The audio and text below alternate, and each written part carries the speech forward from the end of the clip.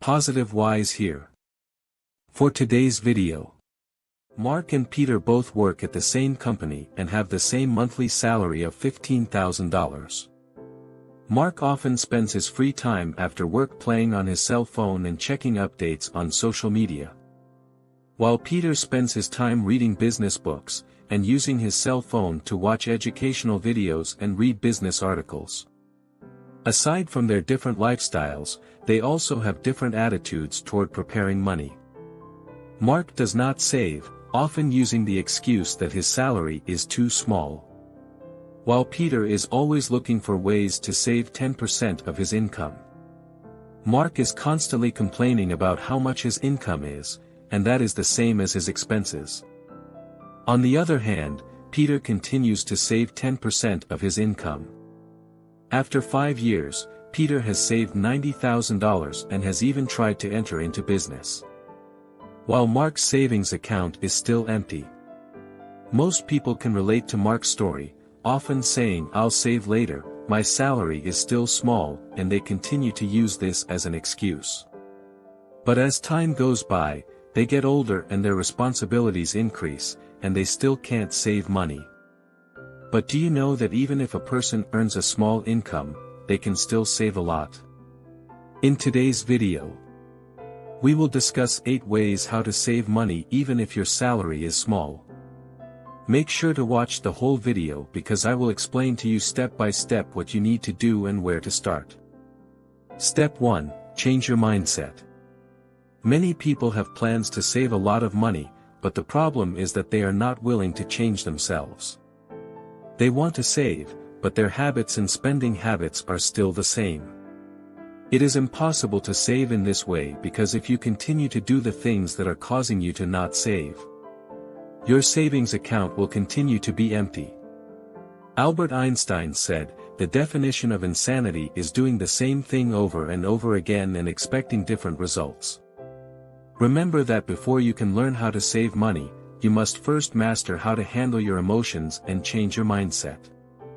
This is often the enemy of many people, as they become victims of their own emotions and cannot make good decisions.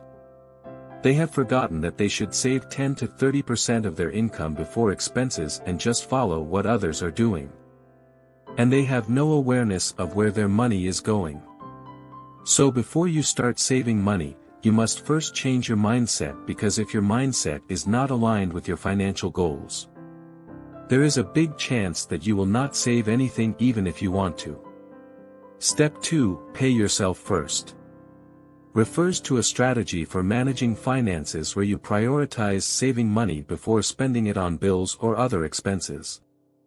The commonly used formula is income minus expenses equals savings, but this can lead to prioritizing paying companies first and not having enough money left to save for yourself. Instead, the strategy suggests prioritizing saving a certain percentage of your income for yourself before paying bills or expenses. This can include dividing the money saved into an emergency fund and a retirement account. For example, if you earn $15,000 after taxes each month, you would save 10% or $1,500 for yourself and divide it between your emergency and retirement accounts. $750 for each account. The goal for the emergency account is to save enough to cover 6 months' worth of expenses in case of job loss. This is not the only way to handle finances, but it is important to make it a priority to pay yourself first and set saving goals for yourself. Also, you can increase your income by finding ways to earn more money or decrease your expenses by finding ways to save on bills and other expenses. Additionally, setting specific and realistic financial goals can help you stay focused and motivated on achieving them. It is also important to review and adjust your financial plan as needed. Remember, the key is to start paying yourself first and make it a habit.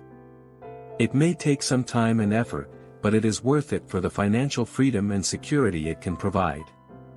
Step 3. Create a budget that works for you.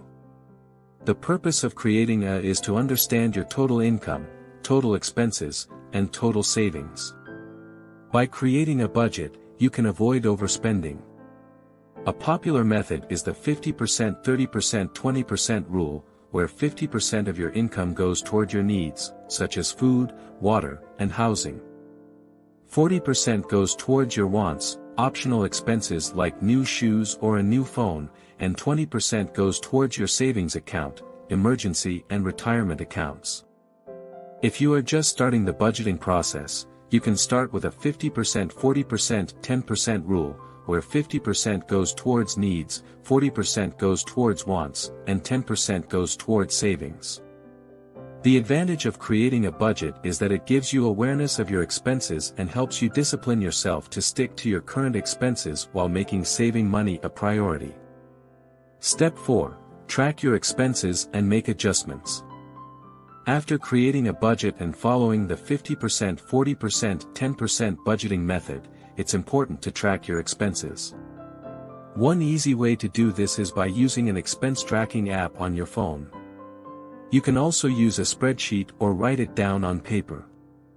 After tracking your expenses for 30 days, you will likely see that a large percentage of your money goes toward food, transportation, entertainment, fashion, and housing.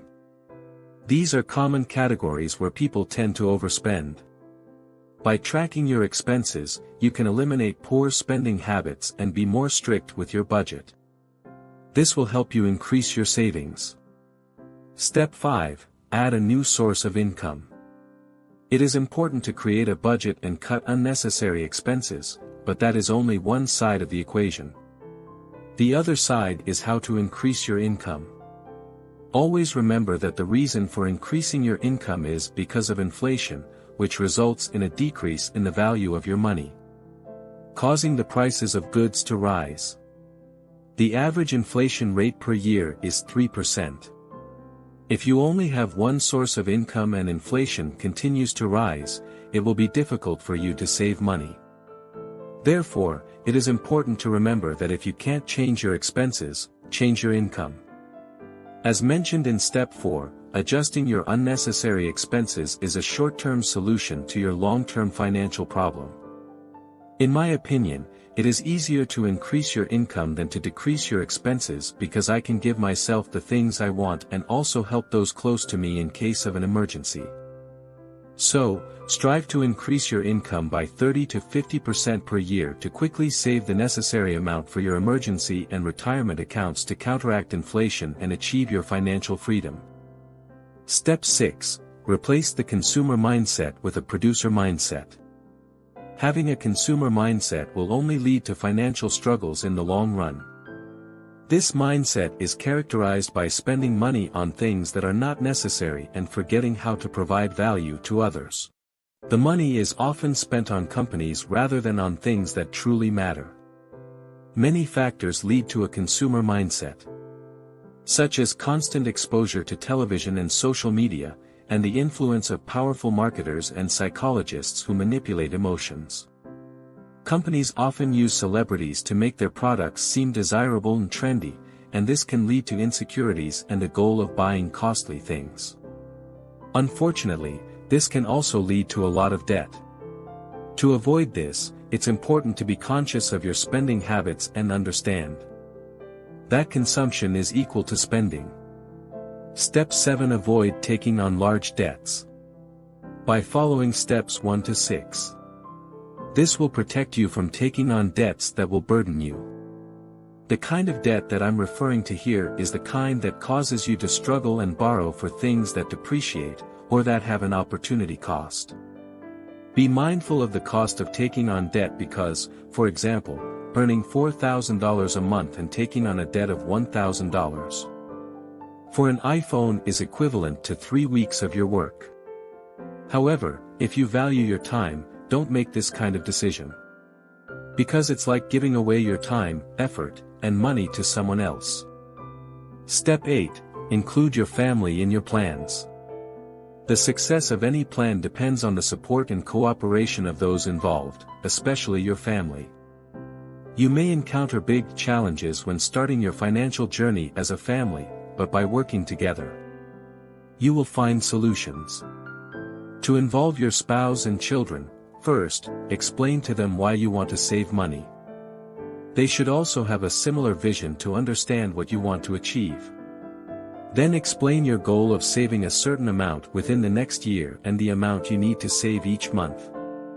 Explain why budgeting is necessary, what expenses to cut, and look for business opportunities that they can join in. As a parent, give your children a good influence in this activity, and it will be an advantage for them in managing their finances in the future. If you enjoyed this video, give it a thumbs up.